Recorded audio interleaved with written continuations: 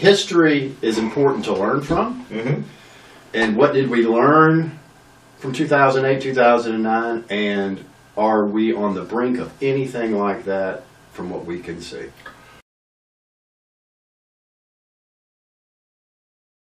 We learned that uncontrolled or unmanaged, unsupervised, however you want to word it, investment strategies can get folks into trouble.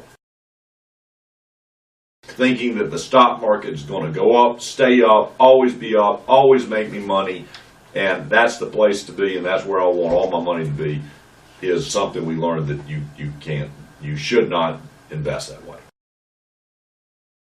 We had a void. The void was caused by the drop in the marketplace. Government stepped in and created not only involvement in QE programs, but created a huge amount of involvement in regulation programs. Especially for banks and financial institutions. Dodd-Frank. That void that the government steps in to fill the gap, over regulation by government, is not good. Well, and then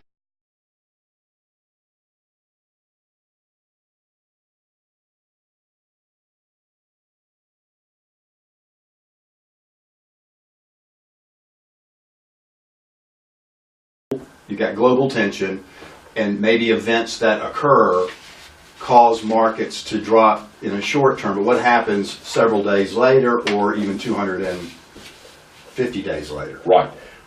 You realize when Pearl Harbor happened, the stock market dropped 3.8%. An oil embargo in 1973, it actually went up 1%. President Nixon resigns in 1974, it drops 0.9%, the S&P 500. Iraq invasion in Kuwait, it dropped 1.1%. This 9/11, it dropped 4.9%. 20 days later, it was up 5% and then down 14% 250 days later. Right. I guess the point is that if you're having a financial collapse is one thing. Another is a geopolitical occurrence that has a short-term impact that hopefully gets worked through, and then markets put themselves back together.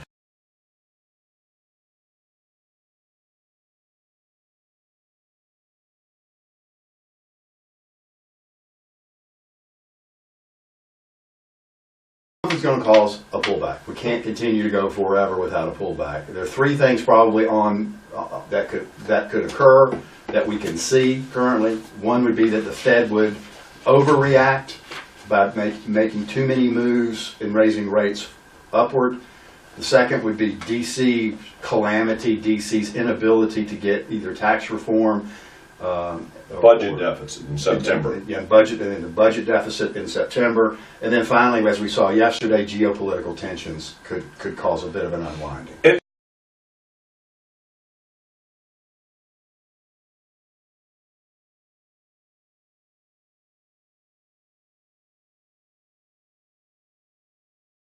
Folks are beginning to ask the question, with what's going on in the marketplace and as large as our accounts have grown, should I take some gains off the table and just wait? Well, if there is a 3% dip, 77% of the time the S&P 500 is up a year later 9.9%.